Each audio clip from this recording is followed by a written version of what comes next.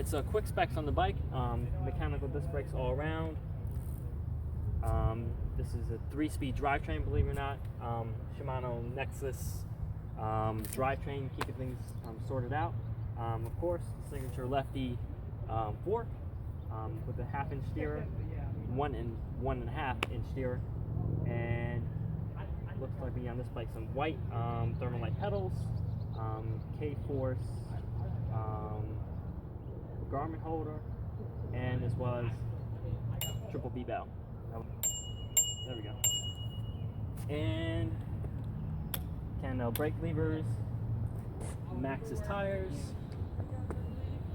Maxxis M treads to be specific, and of course lefty hub. Rusted tubes and some FSA cranks. Not really much to this bike. It's just the geometry is what makes it unique and that impressive to it. Cannondale Hooligan that I have behind me. You don't really see these too often, I feel. You might see these in the city type environment, but thankfully I have one here.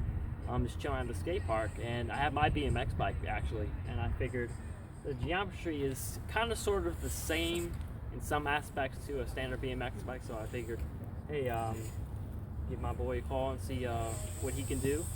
And thankfully he dropped off this bike, and yeah, I'm going to really try and see what the capabilities of the Hooligan can do on some concrete other than asphalt for a change. So this is going to be fun. We'll see how it goes.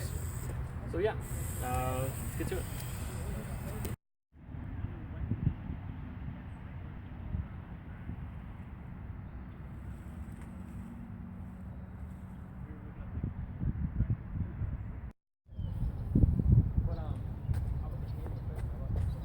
Now I figured just for comparison's sake, on your right is my BMX bike behind me, on the left is Cannondale Hooligan.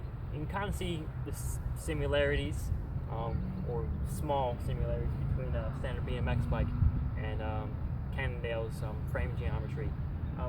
Particularly for me at least, I guess you could dub this the second triangle, I guess, since the I guess top tube is so flat.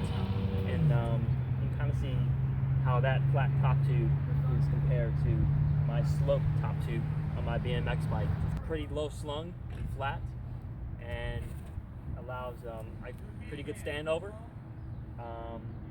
Whereas with a BMX bike, that's what you really need in order to get the tricks down, is a pretty low top tube for you to do whatever you want, and enables you to be free and move around with the bike. So yeah, I just figured I'd point that out, and yeah, keep it rolling.